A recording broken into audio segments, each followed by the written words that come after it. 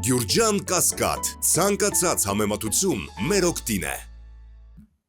Շատ լավ, վերադառնալով էլի բաներ կար քննարկելու, բայց արդեն շատ երկար է նիստը նկատի ունեմ։ Վերադառնալով զեկուցվող հարցին, որը հարց համար 12-ն էր, այսինքն մեր բացասական եզրակացության մասին է խոսքը, համեցեք։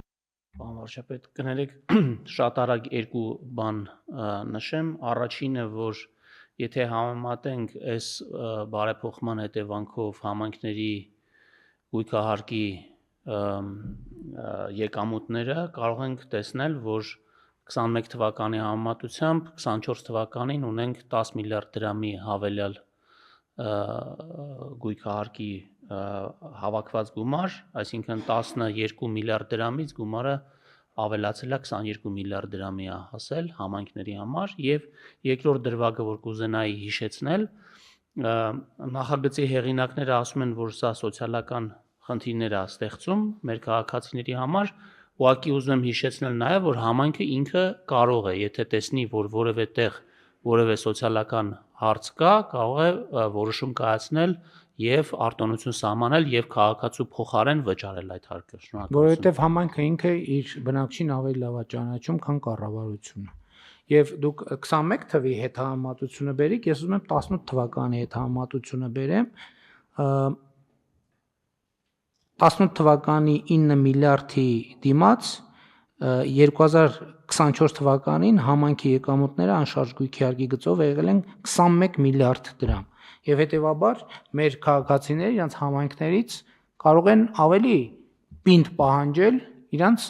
ամենատարբեր կենցաղային խնդիրների լուծում։ Եվ սա է կատեգորիան, որ մարդիկ վճարում են եւ հետևից պահանջում են նաեւ որոշումների կայացմանը մասնակցում են։ Եվ ընդ որում ուզում եմ ասել նաեւ, որ ընդհանուր առմամբ համայնքների եկամուտները 2018 թվականի համեմատ կրկնապատկվել են համախառն եկամուտները եւ դա էլ շատ կարեւոր ցուցանիշ է, այսինքն 2018 թվականի բոլոր համայնքների եկամուտները 127 միլիարդ դրամի փոխարեն 2024 թվականին 263 միլիարդ է դարձել եւ սրանք ինչ են, այս թվերը ինչի մասին են, այս թվերը համայնքներում կոնկրետ խնդիրների լուծման մասին են, բայց էլի ասում եմ, որ այն հողերի մասին, որ խոսում ենք, սրա մասին է, իրականում այստեղ կարող է պարզվի ոչ թե 100%-ով պետք է, այսինքն ոչ թե կարող է, այլ հաստատ իրականում կրկնապատկվել է, բայց դրանից մենք գոհ չենք։ Եվ այո, վարձակալությունների հետ կապված էլ խնդիրներ կա, մենք շրջակա միջավայրի նախարարի հետ էլ ենք այս թեման քննարկում անդադ, որ վարձակալությունների խնդիրը հայանտարի եւ բնության հատուկ պահպանվող տարածքների հետ կապված, ազգային պարկերի հետ կապված վարձակալության խնդիրները նույնպես պետք է լուծվեն, համեցեք։ Պարոն վարչապետ, լավ առիթ է, ասեմ, որ մենք հիմա վարձակալությունների գործընթացը դադարեցրել ենք եւ օրենսդրություն ենք վերանայում ամբողջությամբ եւ պարոն Խուդացյանին խնդրենք, որ էս էլ մտցնի օրակարգում, սա էլ հարցնենք, սա էլ քննարկենք, իմանանք ճիշտ ենք, որոշե ճիշտ ենք փոփոխություններ անում, թե ոչ։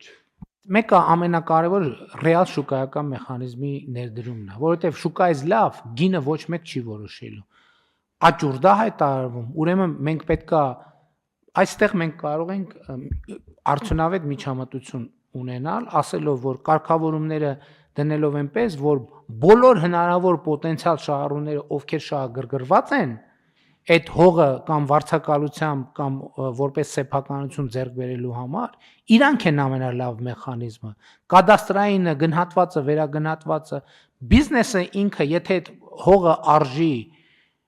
$100,000 կամ 100 միլիոն դրամ, ինչ թեկուզ 5 դրամով նախնական գինը լինի։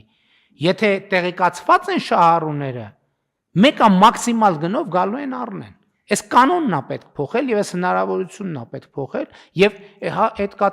այդ վերջին նամակում տենց բան կար, որ համայնքը մարդիկ դիմել են, մի հատ էլ կանչել է, ասել է լավ չէ, բան արեք, հրաժարվեք աճուրդից, մի մասնակցեք, ձեր հայտը հետ վերադարձրեք։ Հետո ըստ այդ նամակի, որ ես ուղարկել եմ, ինչ է ասում, ասում է մարդիկ հրաժարվել են հետ կանչեն իրենց հայտը։ Հետո այնտեղ ասենք 7 հեկտար հողա 10 կտոր։ Այդ բոլոր քաղաքացիների հայտերը գրանցել են մի կտորի վրա, Այն 9 կտորի բոլոր տեղերում թողել են մի հայտ, պատկերացրեք։ Սա իմ կարծիքով, եթե սենց է, սա շատ լուրջ քրեական գործ է եւ պետքա շատ լուրջ։ Պատկերացրեք, ասենք 7 հեկտար հողը բաժանացա 10 լոտերի։ Մարդիկ դիմել են գյուղացիները, կողքի համայնքների ձև այլը, համայնքը ըստ նամակի եմ ասում, ոչ մեկի մանավանդ որ անունն էլ չեմ տալիս համայնքի, կանչել են մարդկանց, ասել են գիտեք ինչ հետ կանչեք այդ բան եւ այլն, պետք չի մասնակցեք աճուրդեք, ինչ որ մարդիկ հրաժարվել են, ինչ որ մարդիկ էլ չեն հրաժարվել, ասել են չէ, մենք մասնակցելու ենք աճուրդին։ Հետո իրենք այդ բոլոր մարդկանց հայտերը տեղավորել են մի լոտի վրա, այն 9 լոտը թողել են ազատ մի հոգու կամ 2 հոգու վրա, որպեսզի եւ արդյունքում աճուրդը տեղի է ունեցել, այն էժան գնով այն մյուսը 9 կտորը վաճառվել է, այս մի կտորի շուրջել, տենց մեծ բանավեճ է ծավալվում, հլա պարզ չի թե ինչ տեղի կունենա։ Ու սա խնդրեմ է, ու սա տեղի է ունենում մեր աչքի առաջ, ու մարդիկ չեն կարող ողջամտորեն մտածել, որ սա տեղի է ունենում, դե մենք էլ տենց առանձնապես այս թեմաների մեջ չկան, չեն կարող մտածել ուղղակի։ Հետևաբար լուծեք, համեցեք։ Պարոն վարչապետ, անշարժ գույքի մասով ուրեմն գնահատման մեխանիզմ ունեն, կարող ենք, այսինքն կառուցապատված արդեն հողամասի մասով ունեն, կարող ենք նույն նախագիծը պրոյեկտել նաև բոլոր ցանկացած տեսակի գույք, որը Հայաստանում վաճառքի պիտի դրվի, անպայման գնահատվի։ Այդ կարգավորումը լրիվ հարցերի պատասխանը կտա։ Այդ մեկ, բայց կարևորը որ աճուրդը լինի իրական աճուրդ։ Աճուրդը լինի իրական աճուրդ։ Սա է ամենակարևոր բանը, սրա վրա պետք է ֆոկուս ունենանք, որ բոլոր այն հնարավոր ներդրողները, ովքեր ուզում են այդ գույքը ձեռք բերեն, գան իրենց գնառաչարկով օբյեկտիվ գինը ձևավորեն։ Համեցեք, բայց ձեր ասածն էլ չբացառելով։ Սա Միքայելյանի գործ չի։ Ձեր ասածը այդ գնահատման ընդհանուր համակարգը, աճուրդային համակարգը, խնդրեմ։ Մենք ունենք երկու տարբեր իրավիճակ։ Քաղաքային բնակավայրերում, քաղաքամերձ բնակավայրերում աճուրդներին մասնակցության մակարդակը բարձր է։ Գյուղական բնակավայրերում փորձել ենք հազար անգամ տարբեր մեխանիզմներով խրախուսել մասնակցությունը, այնտեղ եթե գյուղական բնակավայրում եթե գիտեն, որ այդ հողը ուզում է գնի X քաղաքացի, ամբողջ գյուղը չի մասնակցում այդ հողի աճուրդին։ Եվ դրանով պիտի մենք մեկնարկային գինը այս գլխից բարձր սահմանելով պիտի զսպենք։ Դրա համար պիտի ուրիշ հնարավորություն ստեղծենք, որ հանրապետության այն մյուս ամենահեռավոր մարզի մի հատ բնակիչ իրանք չեն մասնակցում, գա մասնակցի այդ հողը առնի։ Եվ շուկայական գնով եւ իրանք էլ ասեն, վայ, բա ոնց սենց եղավ։ Բա այդ է մեխանիզմը։ Ես նկատի ունեմ, որ այս գլխից բարձր մեկնարկային գին սահմանելը ճիշտ որոշում է լինելու, նաև չբացառելով մյուսը։ Մեկը եւ նա, այո, երկուսն էլ անում ենք։ Համեցեք։ Բավարարչապետ, մեկնարկային բարձր գին որոշելը, եթե մենք ունենանք վաճառքի դասական կանոններ էլեկտրոնային աճուրդի, անիմաստ բան է։ Ներողություն եմ խնդրում, ինչի, որովհետև էլի խեղդում ենք համայնքների, որովհետև եթե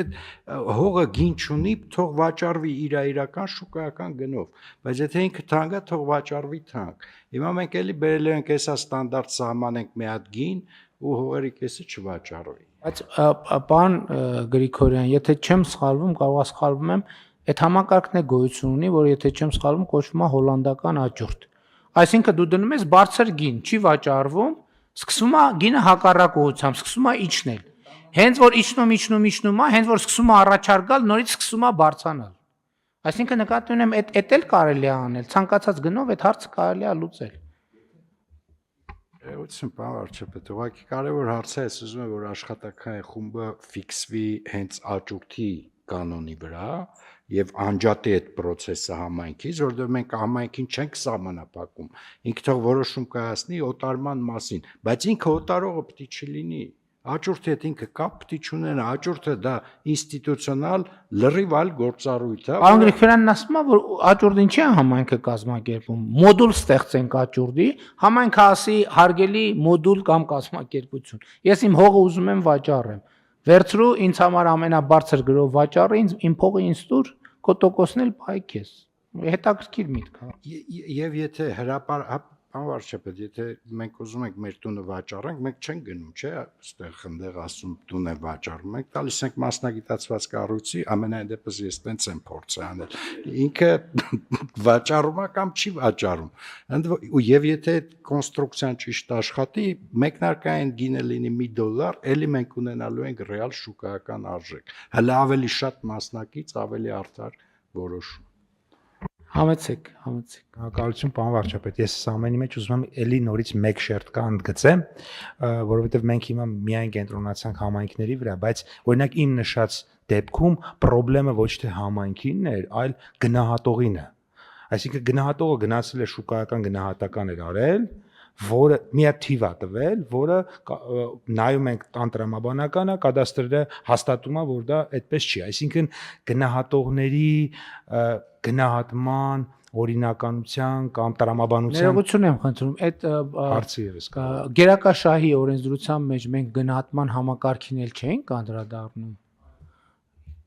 Հիմա նախարարը արտադատության նախարարը հենց այդ հարցով է գործողման մեջ, որ Վենետիկի հանձնաժողովում այդ թեման քննարկվում է։ Բայց ես հիշում եմ, որ մենք հենց գնահատողների որակավորման հետ կապված հարցերին էլ ենք անդրադառնում, չէ՞, համեցեք, պարոն Թոմաս։ Շնորհակալություն, այո, մենք անդրադառնում ենք գերակաշահի պարագայում, ասում ենք, որ գնահատողը ոչ միայն մեզ կողմից որակավորվի, այլ նաև արտադատության նախարարության կողմից որպես փորձագետ որակավորվի եւ նոր կարողանա այդ գնահատությունը իրականացնել։ Բայց կրկին անգամ պետք է անդրադարձ կատարեմ պարոն Պապայանի ասացին իմաստով, որ համայնքը ի սկզբանե այդ հողը հանել էր վաճառքի, ուղիղ վաճառքի հենց կադաստրային արժեքով, կոմիտեում քննարկվել է, տրվել է բացասական եզրակացություն, այնուհետև ներկայացել է գնահատման հաշվետվություն, եւս մեկ անգամ տրվել է բացասական եզրակացություն այդ դեպքով։ Շատ լավ, հարգելի գործընկերներ, ես կարծում եմ, որ առաջարկներից մեկը մյուսին չեմ բացառում եւ պարոն փոխվարչապետի մտահոգությունն էլ հոլանդական աճուրդի մեխանիզմով, այո, կարելի է բան անել, լուծել։ Այո, մեր հիմնական նպատակը դա է, որ հասանելի լինի ինֆորմացիային, որ մեր գյուղացիները իմանան, որ ռեալ աճուրդ է, իրենք ավելի ակտիվ մասնակցություն կունենան։ Էլի եմ ասում, այդ ես հասկանում եմ, որ տեսեք, այդտեղ էլ ինչ որ տեղային համաձայնություն, համերաշխություն է գործում, բայց դե հիմա եթե տենց լներ, այդ նամակը ես չի ստանա, այդ նամակները չի ստանա։ Այդ նամակները գյուղացիների անունից եմ ես ստացել, ուրիշ տեղից չեմ ստացել։ Եվ հետեւաբար պետքա կարգավորել եւ ինստիտուտները կարգի բերել։ Եվ այդտեղ էլ այդ համաձայնությունն էլ պետքա մի հատ հասկանալ, դա ինչ երևույթ է։ Ինչ պատճառով այդ երևույթը, ով է այդ համաձայնության կրողը, այդտեղ ով է այդ մթնոլորտը ստեղծում, ինչի է, այդ կներեք մի քիչ քրեական ենթամշակույթին նման է։ Այսինքն ինչ անշանակում համայնքային շահը դնում ենք մի կողմ, համայնքային շահը այդ բոլոր, այսինքն մարդիկ իրանք շահը զոհաբերում է։ Ես սխալ են անում, որ զոհաբերում են, պետք է արգելակներ ստեղծենք, որ մարդը ինքը իր շահը չզոհաբերի։ Հետևաբար եկեք արագ լուծումներ գտնենք։ Բայց հիմա իսկապես այդ բոլոր բաները պետքա դադարեցնել մարզպետներին։ Գնացեք բոլոր տեղերում հատ-հատ հիմա ընթացքի մեջ գտնվող ինչքան աճուրդ կա, բոլորը հատ-հատ նայեք եւ կասեցրեք մինչեւ նախնական այս հարցով մենք գանք որոշակի եզրակացությունների։ Կարող ենք շարժվել այսպես։ Շատ լավ։ Կրկին հարց համար 12-ը դրվում է քվեարկության, ովքեր են դեմ որոշման ընդունմանը։ Դեմ չկա, որոշումն ընդունված է։ Հարգելի գործընկերներ, մեր նիստի օրակարգը սպառված է, եւս մի հարց դրամփակ ռեժիմում կքննարկի։